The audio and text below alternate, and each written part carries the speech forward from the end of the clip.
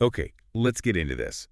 You shared quite a collection of sources with us, all focusing on, well, a really distinct area, the Driftless region.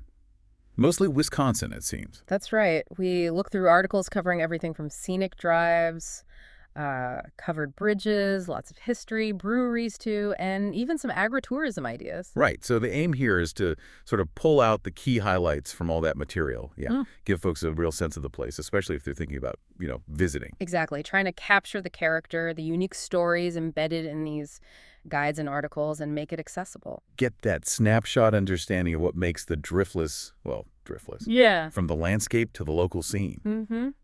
So maybe we should start with the landscape itself. The sources really hit on the geology being fundamental, something about what didn't happen there. Yes, precisely. Unlike pretty much all the surrounding areas, other parts of Wisconsin, Minnesota, Iowa, Illinois, this particular region, it wasn't covered by last big glaciers. They basically flowed around it. Okay, so the ice missed it. What does that actually mean for what you see when you're there? How does it look different? Well, instead of that flatter, scraped down look you get in glaciated areas, the driftless had millions more years for rivers and streams to just, well, keep cutting down into the rock. So you end up with these really steep bluffs, deep valleys they call coulees sometimes, lots of winding streams, timbered hillsides, and these exposed limestone cliffs. It's much more rugged, much more dramatic than people often picture for the Midwest. Like a hidden pocket of older terrain. And I guess this unique landscape shapes pretty much everything else the sources talked about. Absolutely. It's the foundation. It dictates the scenic drives, the farming in the valleys, why trout fishing is good in certain streams, even where historical sites are located. It all ties back to that unglaciated topography. Makes sense? And speaking of experiencing it, the sources put a lot of emphasis on driving tours. Wisconsin seems to have specific scenic routes. They do. Two really stand out in the materials. First, there's the Wisconsin Great River Road. It's got both National Scenic Byway and All-American Road status. Wow. All-American Road, that's a pretty high designation, isn't it? Yeah. Tells you it's something special. It really does. It runs for about 250 miles right along the Mississippi River, linking, I think it was over 30 of these little Wisconsin river towns. Charming places. And the articles mention the views. Oh, yeah. Especially sunset over the Mississippi. They made it sound quite spectacular. Just unforgettable. I can almost picture it. Okay, the second major route. That's the Lower Wisconsin River Scenic Byway. This one cuts more through the heart of the driftless landscape itself, following the Wisconsin River. It really takes you through those signature bluffs and valleys, highlighting that untouched by glaciers feel for about 100 miles. So one along the Big Mississippi, one along the Wisconsin River, deep in the driftless features. Got it. But then there was this other program mentioned rustic roads. That sounded pretty interesting. Oh, the Rustic Roads program is fantastic. It's designed specifically to preserve these beautiful, quieter country roads, the ones that give you a real feel for the state's natural beauty and heritage. There are over 120 of them now, I believe, covering nearly 740 miles across the state. So what qualifies a road to be rustic? Is it just that it's pretty? There are criteria. They need to be at least 2 miles long. Some are loops, some connect highways or parks. They can be paved or gravel or dirt. But the key thing is the speed limit, maximum 45 miles per hour. They're really meant for just slowing down, taking it all in. You'll see these distinctive brown and yellow signs marking them. Slow travel, appreciating the journey. I like that. Did the sources give specific examples? Yeah, a few good ones. Rustic Road 26 near La Crosse. It's paved about 5 miles and gives you these great views over the Mississippi River Valley. You can even see parts of the Great River Road down below. Then there's Rustic Road 13 up in St. Croix County. Only 3 miles, but it winds through forests and hills. The source noted it's actually pretty tough for cyclists, but offers views towards Willow River State Park. A bit of a challenge then. And for a longer one, a Rustic Road 105, it's in the Chequamegon-Nicolet National Forest, a 13-mile loop. That one features the Smith Rapids Covered Bridge, which we can talk more about, and access to horse trails, too. Shows the variety. Covered bridges. Yes, they definitely came up. They always have that nostalgic feel. What was the original reason for covering them, practically speaking? Well, the main goal was protecting the structure. The roof and sides kept the wooden deck and, more importantly, the load-bearing trusses safe from rain, snow, sun, the elements. It made the bridge last a lot longer than an open one. So it was really about preservation. Mostly, yeah. Mm-hmm. And the sources did mention that fun detail about livestock. Apparently, cows were less spooked, crossing something that felt a bit like a barn entrance. Practical and animal psychology. Okay, so which specific bridges in Wisconsin did the articles highlight? The big one is in Cedarburg. It's Wisconsin's only original covered bridge that's still standing. Built way back in 1876, still spans Cedar Creek. Quite a They're surviving. the only original one left. Yeah. And they have an annual studio art tour nearby, kind of celebrating it. Then there are some really nice replicas, like that Smith Rapids Bridge on Rustic Road 105 we just mentioned. Right. Built in 1991, but they used a traditional design, the Ithieltown lattice truss, so it has that classic look. So you can still get that aesthetic even if it's newer. Exactly. Yeah. There's another one near Fort Atkinson, built in 2000. Apparently, it's very picturesque, uses old barn timbers, crosses a creek on a bike trail, popular for photos, even weddings. The romance lives on. Definitely. Others mentioned were near Broadhead on the Sugar River State Trail from 1984, and one in Elroy, built for the state's 150th anniversary in 98, plus a few others scattered around in parks or smaller towns. And I noticed the sources briefly mentioned bridges in nearby states, too, Yeah. kind of placing Wisconsin's in context. Just a quick nod. Minnesota has its last original in Zumbrota from 1873, famous for the sign, $10 fine for driving faster than a walk. Hey, love that. Iowa, of course, has the famous Madison County Bridges 6, still exist, big festival there.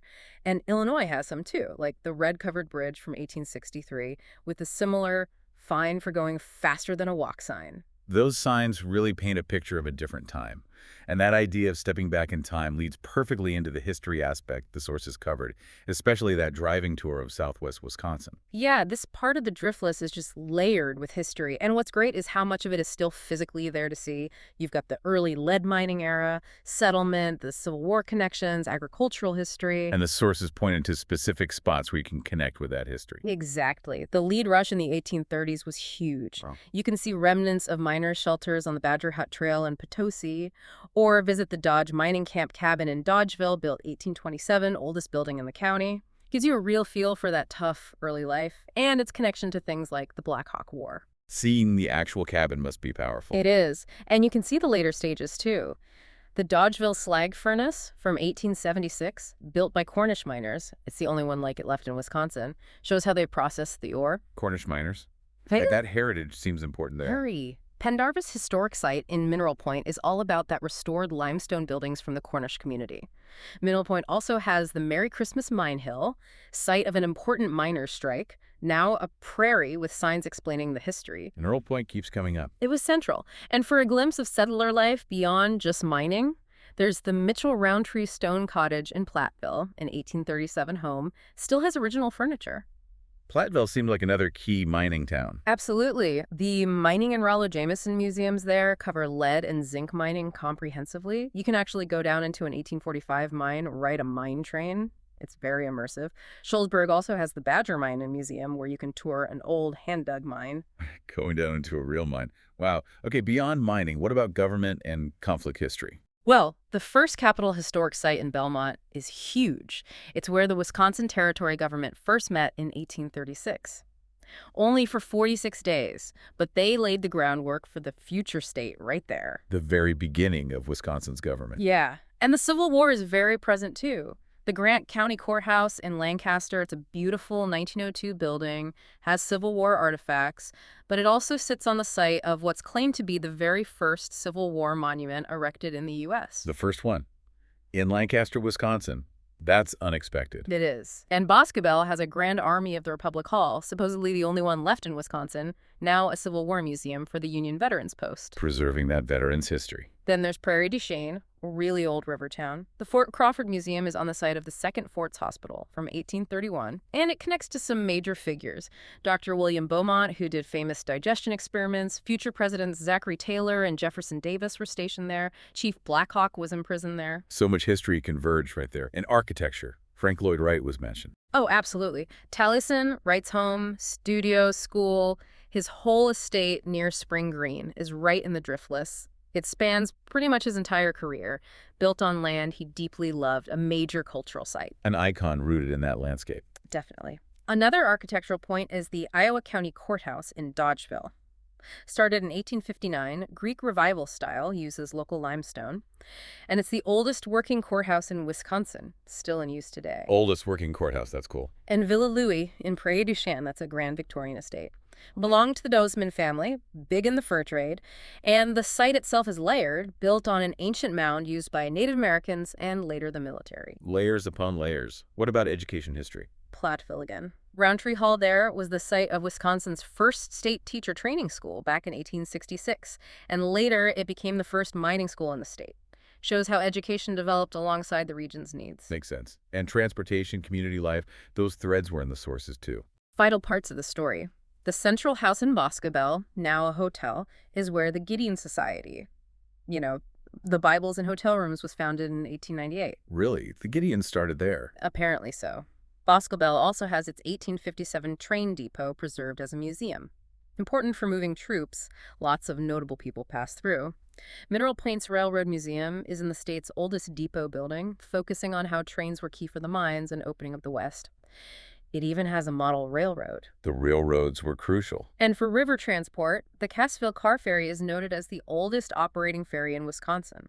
Been running across the Mississippi since 1833, still connects scenic routes. Still running since 1833? Amazing. And a unique landmark, the world's largest M on a hill above Platteville. Built in 1937 by mining school students. You can climb the steps for great views.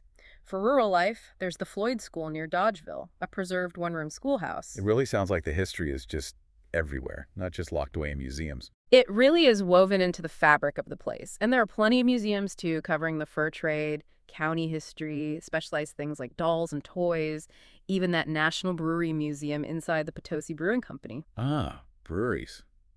Good transition.